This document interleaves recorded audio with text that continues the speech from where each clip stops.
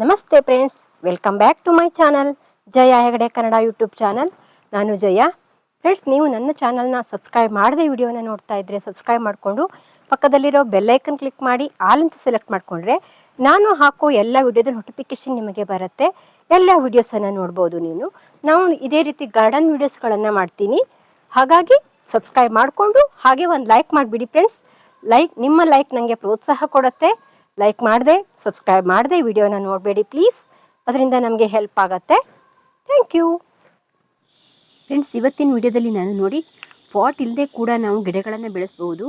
ಅದು ಯಾವ ರೀತಿ ಅಂತ ತೋರಿಸ್ತೀನಿ, ಏನು ಮಾಡಬೇಕು ಅಂತ. ಹಾಗಾಗಿ ಈ ವಿಡಿಯೋನ ಪೂರ್ತಿಯಾಗಿ ನೋಡಿ, ಎಲ್ಲೂ ಸ್ಕಿಪ್ ಮಾಡಬೇಡಿ. ಇದನ್ನು ನಾವು ಮಳೆಗಾಲ ಮುಗಿಯೋದ್ರೊಳಗಡೆ ಮಾಡ್ಕೋಬೇಕು. ಯಾಕಂದರೆ ನೋಡಿ, ಸಿಮೆಂಟಿನ ಕಟ್ಟೆಗಳ ಮೇಲೆಲ್ಲ ಈ ರೀತಿ ಮಾಸ್ ಬೆಳೆದಿರುತ್ತಲ್ಲ, ಅದನ್ನು ತೆಕ್ಕೊಂಡು ನಾವು ಈ ಪಾಟನ್ನು ಮಾಡಬೇಕಾಗತ್ತೆ. ಈ ಗಿಡನ ಬೆಳೆಸ್ಬೋದು. ಹೇಗೆ ಅಂತ ತೋರಿಸ್ತೀನಿ ನೋಡಿ. ಇದನ್ನು ನಾವು ಕಲೆಕ್ಟ್ ಮಾಡ್ಕೋಬೇಕು. ಮಳೆಗಾಲದಲ್ಲಿ ಎಲ್ಲ ಕಡೆ ಈ ರೀತಿ ಮಾಸ್ ಬೆಳೆದಿರುತ್ತೆ. ಇದನ್ನು ಕಲೆಕ್ಟ್ ಮಾಡಿಕೊಂಡು ನಾವು ತುಂಬ ವಿಧಾನದಲ್ಲಿ ನಾವು ಗಿಡಗಳನ್ನು ಬೆಳೆಸ್ಬೋದು. ತುಂಬ ಚೆನ್ನಾಗಿ ಕಾಣಿಸುತ್ತೆ. ಅದು ಹೇಗೆ ಅಂತ ಮುಂದಿನ ವಿಡಿಯೋಗಳಲ್ಲಿ ಕೂಡ ತೋರಿಸ್ತೀನಿ ನಾನು. ನೋಡಿ, ಇವತ್ತು ನಾನು ಕೊಕೆಡಾಮ ಮಾಡೋದನ್ನು ತೋರಿಸ್ತೀನಿ. ಅಂದರೆ ಬಾಲ್ ಥರ ಮಾಡಿಕೊಂಡು ಗಿಡನ ಬೆಳೆಸೋದು, ಮಣ್ಣಿನ ಬಾಲು. ನೋಡಿ, ನಾನಿಲ್ಲಿ ಮಣ್ಣನ್ನು ತಗೊಂಡಿದ್ದೀನಿ, ಹಾಗೆ ಒಂದು ಗಿಡನ ತಗೊಂಡಿದ್ದೀನಿ. ನೀವು ಸ್ವಲ್ಪ ಎತ್ತರ ಆಗದೇ ಇರೋವಂಥ ಗಿಡನ ತಗೋಬೇಕು. ಹಾಗೆ ದಾರದರಿಲು, ಹಾಗೆ ಮಾಸ್ಗಳನ್ನು ಕಲೆಕ್ಟ್ ಮಾಡಿ ಇಟ್ಕೊಂಡಿದ್ದೀನಿ. ನೋಡಿ, ಈ ರೀತಿ ಮಾಸ್ಗಳನ್ನು ನಾವು ಕಲೆಕ್ಟ್ ಮಾಡಿ ಸ್ಟೋರ್ ಮಾಡಿ ಕೂಡ ನಾವು ಒಂದು ಕಡೆ ನೆರಳಲ್ಲಿ ಅದನ್ನು ಬೆಳೆಸ್ಕೋಬೋದು. ಇದಕ್ಕೆ ನಾವು ಪಾಟಿಂಗ್ ಮಿಕ್ಸ್ 50% ಕೋಕೋಪಿಟ್ಟು, 50% ಗೊಬ್ಬರ ಮತ್ತು 50% ಮಣ್ಣನ್ನು ತಗೊಂಡು ಸ್ವಲ್ಪ ಅಂಟಂಟಾಗಿರಬೇಕು. ಅದನ್ನು ನಮಗೆ ಬಾಲ್ ಮಾಡಲಿಕ್ಕೆ ಚೆನ್ನಾಗಿ ಬರಬೇಕು. ಹಾಗೆ ಮಾಡ್ಕೋಬೇಕು ನಾವು ಅದನ್ನು. ನೋಡಿ, ಈ ರೀತಿ ಅಂಟಂಟಾಗಿರೋ ಹಾಗೆ ನಾವು ಪಾಟಿಂಗ್ ಮಿಕ್ಸ್ನ ರೆಡಿ ಮಾಡ್ಕೋಬೇಕು. ಚೆನ್ನಾಗಿರುತ್ತೆ. ಮತ್ತು ತೇವಾಂಶ ಹೆಚ್ಚಾಗಿರಬೇಕು. ಇದು ನಾವು ಬರೀ ಮಣ್ಣಲ್ಲಿ ಬೆಳೆಸೋದಾಗಿರೋದ್ರಿಂದ ಮಣ್ಣು ಮತ್ತು ಗೊಬ್ಬರನ ಸರಿಯಾದ ಪ್ರಮಾಣದಲ್ಲಿ ಹಾಕ್ಕೋಬೇಕು. ಇದಕ್ಕೆ ಕೋಕೋಪಿಟ ಕೂಡ ಹಾಕ್ಕೋಬಹುದು. ನೋಡಿ, ಈ ರೀತಿ ಬಾಲ್ ಥರ ಮಾಡ್ಕೋಬೇಕು. ನಿಮಗೆ ಎಷ್ಟು ದೊಡ್ಡ ಸೈಜಲ್ಲಿ ಬೇಕೋ ಅಷ್ಟು ದೊಡ್ಡ ಸೈಜಲ್ಲಿ ನಾವು ಇದನ್ನು ಬಾಲ್ ಥರ ಮಾಡ್ಕೋಬೋದು. ಇದಕ್ಕೆ ಗೊಬ್ಬರನ ಸ್ವಲ್ಪ ಜಾಸ್ತಿ ಹಾಕ್ಕೊಳ್ಳಿ, ಚೆನ್ನಾಗಿ ಬರುತ್ತೆ. ನೋಡಿ, ಇದು ಒಂದು 2 ಅಥವಾ 3 ವರ್ಷ, 4-5 ವರ್ಷ ಕೂಡ ಇದೇ ರೀತಿ ಇರುತ್ತೆ.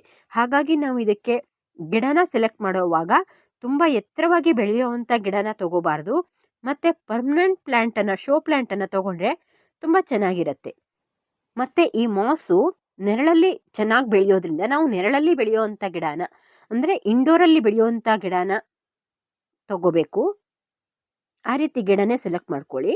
ನೋಡಿ, ಚೆನ್ನಾಗಿ ಗಟ್ಟಿಯಾಗಿ ಬಾಲನ್ನು ಮಾಡಿಕೊಂಡು ಅದನ್ನು 2 ಭಾಗ ಮಾಡಿಕೊಂಡು ಆ ಗಿಡನ, ಯಾವುದಾದ್ರೂ ಒಂದು ಗಿಡನ ಇಡಿ. ನೋಡಿ, ಈ ರೀತಿ ಗಿಡ ಕೂಡ ತಗೋಬೋದು.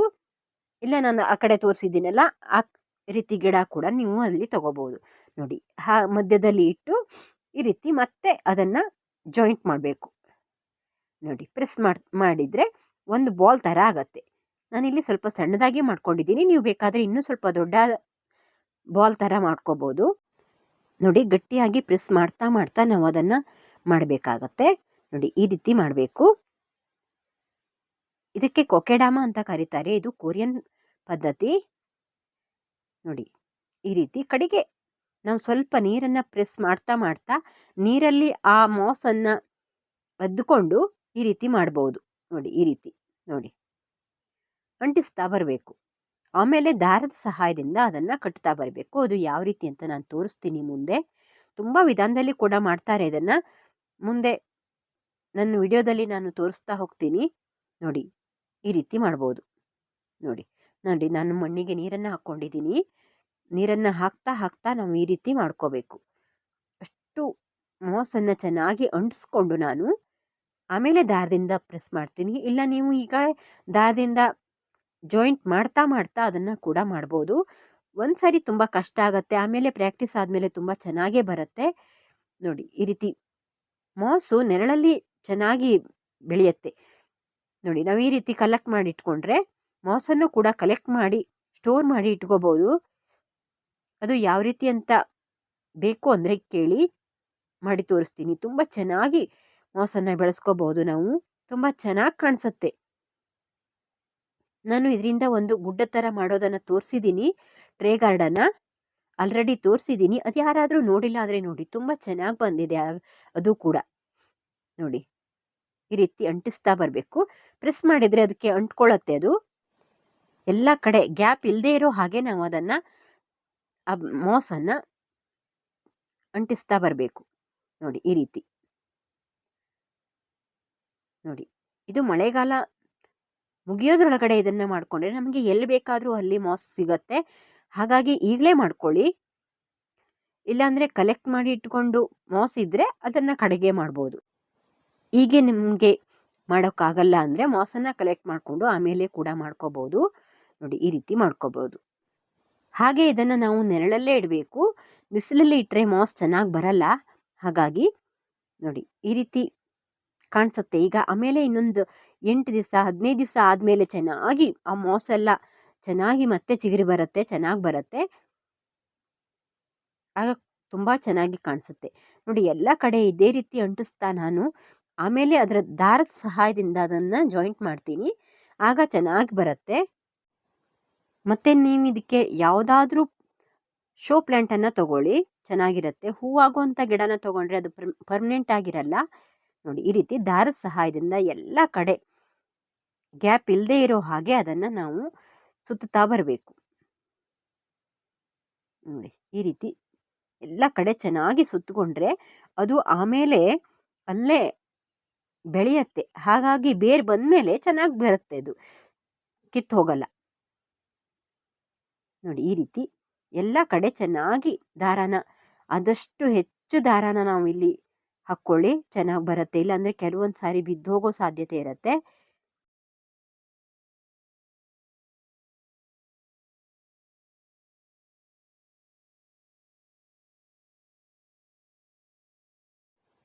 ಮುಂದೆ ಯಾವುದಾದ್ರೂ ವಿಡಿಯೋದಲ್ಲಿ ನಾನು ಇದನ್ನು ತೋರಿಸ್ತೀನಿ ಯಾವ ರೀತಿ ಕಾಣಿಸುತ್ತೆ ಅಂತ. ಈಗೊಂದು ನಾವು ಪ್ರೆಸ್ ಮಾಡಿ ಹಾಕ್ತಾ ಇರುವಾಗ ಆ ಪ್ರೆಸ್ ಮಾಡಿರೋ ಜಾಗದಲ್ಲೆಲ್ಲ ಸ್ವಲ್ಪ ಮಾಸ್ ಹಾಳಾಗಿರುತ್ತೆ.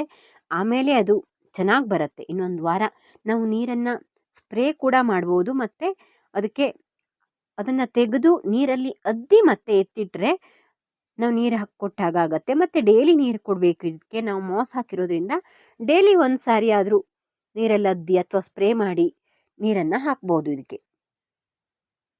ನೋಡಿ ನಾನು ಎಲ್ಲ ಕಡೆ ಚೆನ್ನಾಗಿ ಸುತ್ತಿ ಗಂಟು ಹಾಕಿಬಿಟ್ಟಿದ್ದೀನಿ. ನೋಡಿ ಈ ರೀತಿ ಮಾಡಿದರೆ ಕೊಕೆಡಾಮ ರೆಡಿ ಆಗತ್ತೆ. ನೋಡಿ ಎಷ್ಟು ಚೆನ್ನಾಗಿ ಬಂದಿದೆ ಅಂತ. ಇದು ನಾವು ಹ್ಯಾಂಗಿಂಗ್ ಪಾಟಲ್ಲಿ ಕೂಡ ಇಡ್ಬೋದು, ಮತ್ತು ಯಾವುದಾದ್ರೂ ಟ್ರೇನಲ್ಲಿ ಕೂಡ ಇಡ್ಬೋದು. ಇದರಲ್ಲೇ ಬೋನ್ಸಾಯಿ ಕೂಡ ಮಾಡ್ತಾರೆ, ತುಂಬ ಚೆನ್ನಾಗಿ ಇರುತ್ತೆ. ಈ ರೀತಿ ಗಿಡಗಳನ್ನ ಬೆಳೆಸ್ಬೋದು ತುಂಬ ಚೆನ್ನಾಗಿ. ನೋಡಿ ಎಷ್ಟು ಚೆನ್ನಾಗಿ ಕಾಣಿಸುತ್ತೆ ಅಂತ. ಈಗಲೂ ಕೂಡ ತುಂಬ ಚೆನ್ನಾಗೇ ಕಾಣಿಸುತ್ತೆ. ಮತ್ತು ನಾವು ಇದನ್ನು ನೆರಳಲ್ಲೇ ಇಡಬೇಕು, ಅದನ್ನು ನೆನಪಿಟ್ಕೊಳ್ಬೇಕು. ಇಲ್ಲಾಂದರೆ ಮಾಸ್ ತುಂಬ ಹಾಳಾಗಿಬಿಡತ್ತೆ. ಹಾಗಾಗಿ ನಾವು ಇದನ್ನು ಮಾಸ್ ಇಲ್ಲದೆ ಕೂಡ ಮಾಡ್ಬೋದು. ಅದು ಹೇಗೆ ಅಂತ ಮುಂದಿನ ವಿಡಿಯೋದಲ್ಲಿ ತೋರಿಸ್ತೀನಿ. ನೋಡಿ ಇದೇ ರೀತಿ ಎಲ್ಲ ಕಡೆ ದಾರಾನ ಚೆನ್ನಾಗಿ ಸುತ್ಕೊಳ್ಳಿ, ಚೆನ್ನಾಗಿ ಬರುತ್ತೆ. ಇಲ್ಲಾಂದರೆ ಕೆಲವು ಸರಿ ಕಟ್ಟಾಗೋ ಸಾಧ್ಯತೆ ಇರುತ್ತೆ. ನೋಡಿ ದಾರಾನ ಗಂಟು ಹಾಕ್ಕೊಳ್ಳಿ, ಎಷ್ಟು ಚೆನ್ನಾಗಿ ಕಾಣಿಸುತ್ತೆ ಅಂತ ನೋಡಿ. ಇದೇ ರೀತಿ ನೀವು ಮಾಡ್ಕೊಳ್ಳಿ. ಪಾಟ್ ಇಲ್ಲದೆ ಕೂಡ ನಾವು ಗಿಡಗಳನ್ನು ಚೆನ್ನಾಗಿ ಬೆಳೆಸ್ಕೋಬೋದು. ನೋಡಿ ಇದನ್ನು ನಾವು ಮನೆ ಒಳಗಡೆ ಕೂಡ ಇಟ್ಕೋಬೋದು. ಮನೆ ಒಳಗಡೆ ಒಂದು ಪ್ಲೇಟ್ ಒಳಗಡೆ ಹಾಕಿ ಇಟ್ಕೋಬೋದು. ತುಂಬ ಚೆನ್ನಾಗಿ ಕಾಣಿಸುತ್ತೆ ಇದು. ನೋಡಿ ಎಷ್ಟು ಚೆನ್ನಾಗಿ ಕಾಣಿಸುತ್ತೆ ಅಂತ. ಇದೇ ರೀತಿ ಯಾವುದಾದ್ರೂ ಶೋ ಪ್ಲ್ಯಾಂಟನ್ನು ನೀವು ಹಾಕ್ಕೊಳ್ಳಿ, ಚೆನ್ನಾಗಿರುತ್ತೆ. ಮತ್ತು ಎತ್ತರ ಆಗಬಾರ್ದು ಆ ಗಿಡ. ನೋಡಿ ನಾವು ಈ ರೀತಿ ಕೂಡ ಒಂದು ಪ್ಲೇಟ್ ಒಳಗಡೆ ಹಾಕಿ ಇಡ್ಬೋದು. ನೋಡಿ ಎಷ್ಟು ಚೆನ್ನಾಗಿ ಕಾಣಿಸುತ್ತೆ ಅಂತ. ಮತ್ತು ನಾವು ಇದನ್ನು ಒಂದು ದಾರದ ಸಹಾಯದಿಂದ ಈ ರೀತಿ ನೋಡಿ ಒಂದು ದಾರನ ಈ ರೀತಿ ಕಟ್ಟಿ ಕೂಡ ನಾವು ಇದನ್ನು ಹ್ಯಾಂಗ್ ಕೂಡ ಮಾಡ್ಬೋದು. ಹ್ಯಾಂಗಿಂಗ್ ಪಾಟ್ ಥರ ಆಗಿರುತ್ತೆ ಇದು. ಇದಕ್ಕೆ ಯಾವುದೇ ರೀತಿ ಹ್ಯಾಂಗಿಂಗ್ ಪಾಟು ಕೂಡ ಬೇಡ, ಒಂದು ದಾರ ಇದ್ದರೆ ಸಾಕಾಗತ್ತೆ ಇದನ್ನು ನೇತಾಕಲಿಕ್ಕೆ. ನಾವು ನೋಡಿ ಈ ರೀತಿ ನೇತಾಕ್ಬೋದು, ಎಲ್ಲಿ ಬೇಕಾದರೂ ಇದನ್ನು ನಾವು ಇಟ್ಕೋಬೋದು. ನೋಡಿ ಈ ರೀತಿ ಕೂಡ ನಾವು ಮಾಡ್ಬೋದು ಅದನ್ನು. ಇದು ಕೂಡ ತುಂಬ ಚೆನ್ನಾಗಿರುತ್ತೆ. ಇಲ್ಲ ನೀವು ಹ್ಯಾಂಗಿಂಗ್ ಪಾಟಲ್ಲಿ ಕೂಡ ಅದನ್ನು ಹಾಕ್ಬೋದು. ನೋಡಿ ಈ ರೀತಿ ಎಷ್ಟು ಚೆನ್ನಾಗಿ ಕಾಣಿಸುತ್ತೆ. ಯಾವುದೇ ಪಾಟು ಕೂಡ ಇಲ್ಲದೇಗಿದೆ ನಾವು ಗಿಡನ ತುಂಬ ಈಸಿಯಾಗಿ ಬೆಳೆಸ್ಬೋದು. ಪಾಟೇ ಬೇಕು ಅಂತಿಲ್ಲ. ನೋಡಿ ಈ ರೀತಿ ನೀರನ್ನು ಸ್ಪ್ರೇ ಮಾಡ್ತಾ ಇರಬೇಕು ಡೈಲಿ, ಆಗ ಅದು ಮಾಸ್ ಚೆನ್ನಾಗಿ ಬರುತ್ತೆ. ಮತ್ತು ಚೆನ್ನಾಗಿ ಕಾಣಿಸುತ್ತೆ ಆಮೇಲೆ. ಈ ವಿಡಿಯೋ ಅರ್ಥ ಆಯಿತು ಅಂದ್ಕೋತೀನಿ. ಈ ವಿಡಿಯೋ ಇಷ್ಟ ಆದರೆ ಲೈಕ್ ಮಾಡಿ, ಶೇರ್ ಮಾಡಿ, ಕಾಮೆಂಟ್ ಮಾಡಿ. ಈ ವಿಡಿಯೋನ ಪೂರ್ತಿಯಾಗಿ ನೋಡಿದ್ದಕ್ಕೆ ಧನ್ಯವಾದ friends. Thank you for watching. Bye.